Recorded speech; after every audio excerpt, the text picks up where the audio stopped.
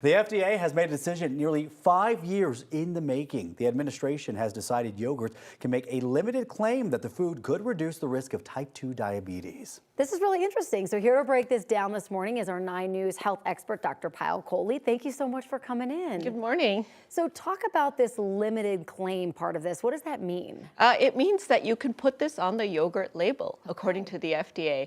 So I love the claim, but I'm really skeptical of the science, to be honest. So it's based on very shaky science. In fact, what the FDA did is it looked at 28 different studies where they asked you how much yogurt you ate and then asked you if you developed diabetes or not. So this was all based on recollection. The majority of those studies actually came out mixed, or saying that yogurt didn't necessarily associate with a reduced risk of type 2 diabetes, but there were a few studies that showed maybe it does. Now here's the problem with this. This suggests a causation, right? You eat the yogurt, you get less diabetes. But maybe if you're eating yogurt, you're also doing other healthy things that could reduce your risk of type 2 diabetes, like exercising, sleeping better. So it could confuse people into thinking as long as they eat a lot of yogurt, they don't have to worry about diabetes. Okay, so based off of what you just said, I'm curious if these types of qualified claims can end up doing more harm than good. I actually think they can. And this is my sort of conflict as a physician. We want to tell people what foods can help, but imagine a person that thinks eating yogurt can reduce diabetes. Most yogurts out there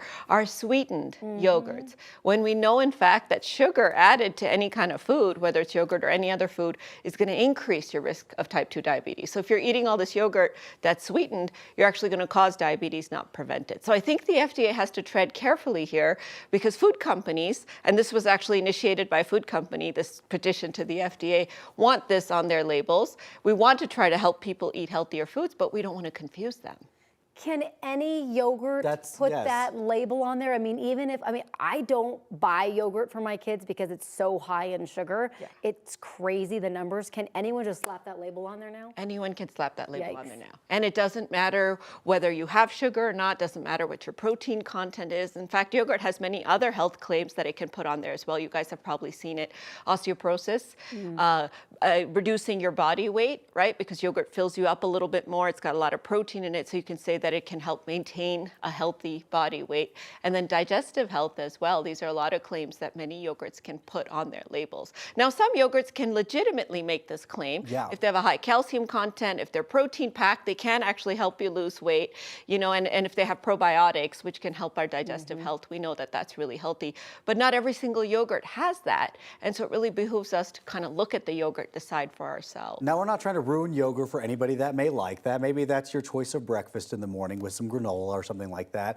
Is there anything when we're looking for a yogurt at the grocery store we specifically should be looking for? Even if you have a brand that that just works pretty well for people? Many different things. So you want to first look at flavored or unflavored. You know what I'm going to say, right? Unflavored. Unflavored, plain, unsweetened yogurt with a little fruit, a little granola. That's a perfect breakfast. But make sure you're not getting those flavored yogurts because they have added sugar in it. Protein content. So you want to look at different types of yogurts can have different protein content. We know Greek yogurt has more protein than other yogurts.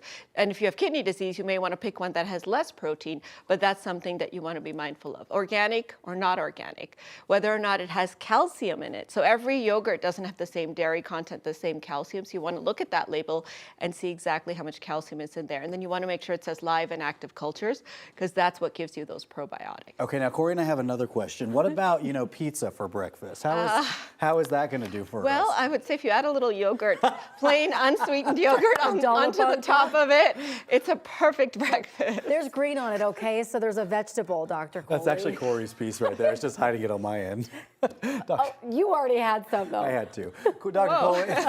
Whoa. I'll see you in my office next week. All right, honestly, I could use it. Dr. Coley, thank you so much for being with us this morning. We appreciate it. And don't forget, you can find all of Dr. Coley's appearances at 9news.com/Dr. Coley. Ed?